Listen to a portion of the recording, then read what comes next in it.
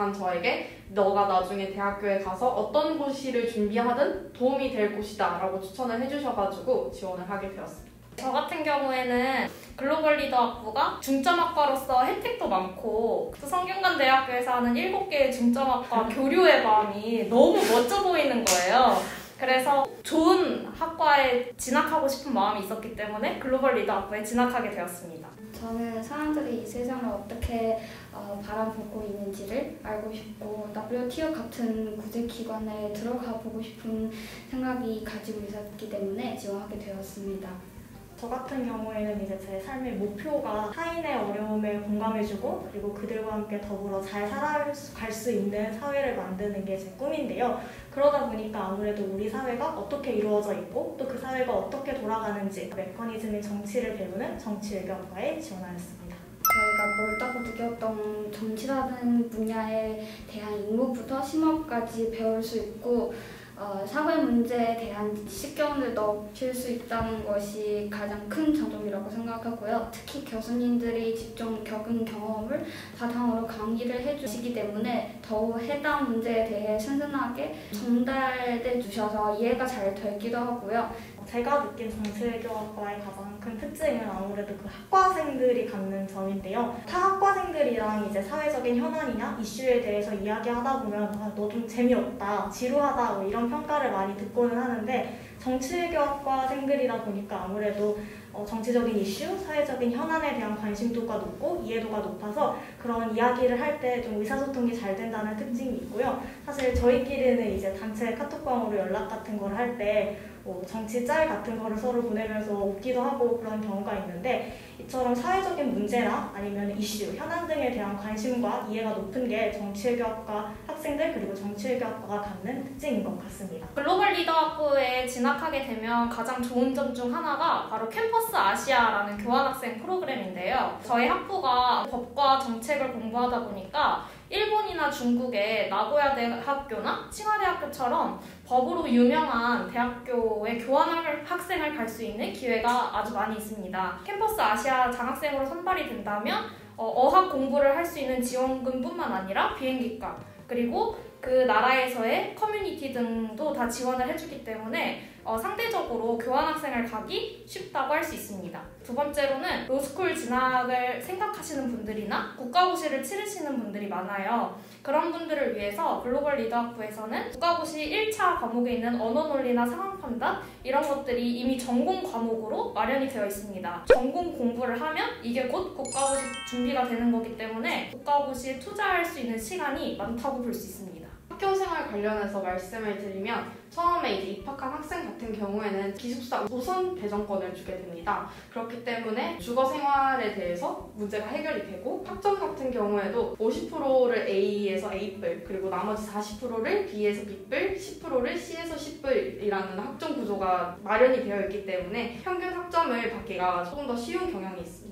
글로벌 리더 학부에는 법학 트랙과 정책학 트랙이 크게 나뉘어져 있습니다. 구체적으로 말씀을 드리면 법학 트랙에는 소위 기본 3법이라고 하는 헌법, 민법, 형법에 대한 총론, 강론을 공부할 수 있는 전공들이 있고 그 외에도 뭐 지적재산권이나 가족관계법 내지는 국제법 같은 깊은 내용을 다루는 법 과목도 공부를 할 수 있고 그리고 정책학 트랙 같은 경우에는 기본적으로 정책학 기본에 대한 전공이 마련되어 있고 거기에 더 나아가서 국정관리나 인사행정, 행정 전반에 대한 전공이 마련되어 있고 크로스 리스팅이라고 해서 다른 학부의 전공을 원전공으로 인정해주는 제도가 있어요. 국가고시 1차에 해당하는 과목이 저희 전공으로 들을 수 있다고 했는데 그걸 듣고 1차를 딱 합격하시면 국가고시 2차를 준비를 해야 되잖아요.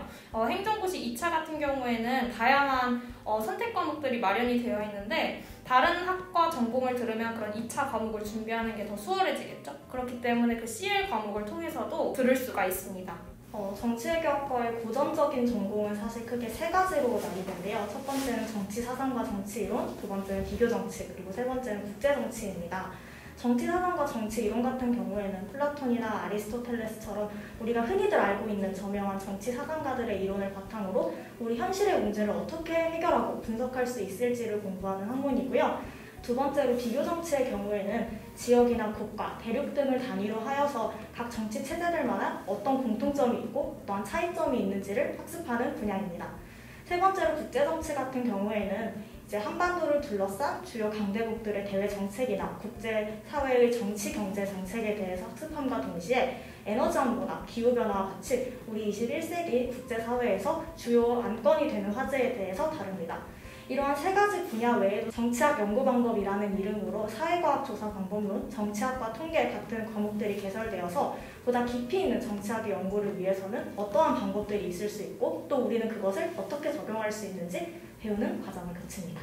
학생회 차원에서 정치외인 밤이라는 행사를 기획하여 정치외교 재학생들의 친목 다니는 행사를 개최하였었습니다. 최근에는 정치적 플러시점이라는 이름으로 정치외교 학과대 교수님들과 인터뷰를 하여 학부생들 분에게 공유한 프로그램이나 제폭을 선거 기간 동안 투표 인증 행사를 실시하고 있습니다. 그리고 대학교 내 공공 외교와 소프트 파워라는 수업에서 외교 영사 초청 강연을 개최했었습니다. 그 강의를 학부생들도 들을 수 있도록 진행을 했었습니다. 첫 번째는 로스쿨 합격 간담회입니다. 그 선배님들을 모시고 매년 로스쿨 입시에 관련한 멘토링을 받을 수 있는 행사가 존재하고요. 뿐만 아니라 학기 중간중간에 교수님들과 로스쿨 진학 멘토링도 받을 수가 있습니다. 행정고시 합격자 간담회도 똑같이 개최가 되는데요. 행정고시 합격자분들이 직접 오셔서 합격 수기를 말씀해 주시고 시험을 준비하는 과정에 대해서 직접적으로 얘기해 주시는 그런 시간이 될 수 있었습니다. 저희 학부생 같은 경우에는 로스쿨 입시나 행정고시 합격을 목표로 하는 학생들이 많다 보니까 저희 학부는 졸업 논문도 없고 졸업 요건이 굉장히 완화된 편입니다. 더불어서 만약에 행정고시나 국가고시 1차에 합격하게 되면 장학금도 수여를 하기 때문에 다른 과에 비해서 저희 학부 학생들은 국가고시를 준비하는데 굉장히 편안하게 준비하고 있다고 할 수 있습니다. 아니요. 저희 학부는 외국어로 되어 있는 전공이 거의 없어요. 졸업을 위한 최소 학점만 채우고 나머지는 안 들으셔도 되고 저희 학과에서 대부분이 들으시는 외국어 전공이 있다면 아마 다 이해하실 수 있는 정도의 그런 수업일 것 같습니다. 정치라는 학문 자체가 우리 대한민국에 있는 내용만 배우는 것이 아니라 아시아 넘어서는 국제사회를 다루는 내용이기 때문에 정치외교학과 학생들은 외국어, 그 중에서도 특히 영어가 필수적이다라고 말씀드릴 수 있을 것 같습니다. 수업에 따라서 좀 다르지만 제가 보기에는 반반인 것 같습니다.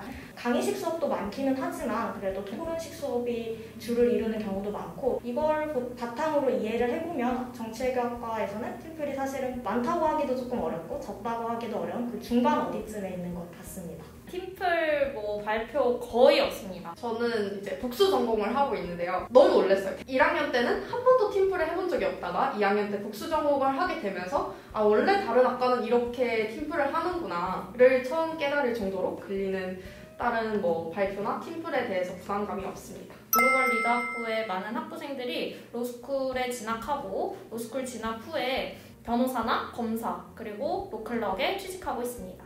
다른 학생들 같은 경우에는 행정고시나 공인회계사 시험, 외무고시 등을 준비하고 있는데 어려운 시험임에도 불구하고 많은 선배님들께서 합격자 명단에 이름을 올리고 계십니다. 로스쿨과 행정고시만 준비를 한다고 생각할 수도 있는데 저처럼 제3의 길을 걷는 사람들도 있습니다. 그렇기 때문에 법학과 행정학 공부만 하는구나 라고 생각하시지 않으셔도 될 것 같습니다.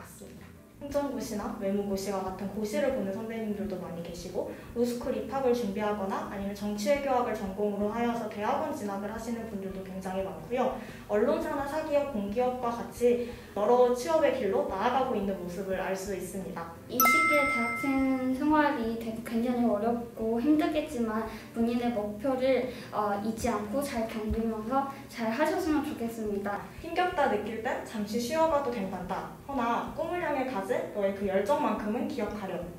그래서 저희 고등학교 때 선생님께서 제게 해주신 말씀이었는데요. 여러분들도 좀 힘들고 지치시고 쉬고 싶을 땐 잠시 쉬었다 가셔도 됩니다. 그렇지만 여러분들이 꿈을 향해 가진 이 반짝반짝한 아름다움과 열정을 꼭 가슴에 남기셔서 한 1년 혹은 몇 년이 안 된 후에 정치외교학과 선후배 사이로 꼭 만날 수 있었으면 좋겠습니다. 법조인을 꿈꾸는 많은 고등학생 여러분, 법조인을 진짜 내가 너무 되고 싶다 그러면 글로벌 리더학부 솔직히 강추합니다. 많은 선배님들 얘기 듣고 동기들이 로스쿨 입시를 향해 달려가는 모습을 보면서 자극도 많이 되고 아 나도 저런 정의로운 법조인이 되고 싶다라는 마음이 들었거든요. 그렇기 때문에 법조인을 희망하는 많은 고등학생 여러분들이 글로벌 리더 학부를 많이 관심 가져주시고 지원해 주셨으면 좋겠습니다. 글로벌 리더 학부에서의 수업을 듣고 또 자신의 진로와 꿈에 맞추어서 다른 학과의 복수 전공을 같이 하면서 자신의 성취를 이루어 나갈 수 있기 때문에 법조인과 행정고시만을 한계로 두지 않고 여러분들이 꿈을 펼칠 수 있는데 글로벌 리더 학부가 도움이 된다면 충분히 지원할 수 있는 그런 가치가 있다고 생각합니다. 정치외교학과 학생이 지금 폴라로이드로 활동하고 있는 많은 동기들 그리고 선후배분들 학과 생활을 위해서 힘내주시는 모습 너무 감사드리고 앞으로 다음 학기 2학기도 열심히 잘했으면 좋겠습니다. 외국인 유학생들도 잘 공부 잘 하시고 대학 생활도 잘 즐겁게 보내줬으면 좋겠습니다. 구독, 좋아요, 알람 설정, 댓글 필수. 안녕.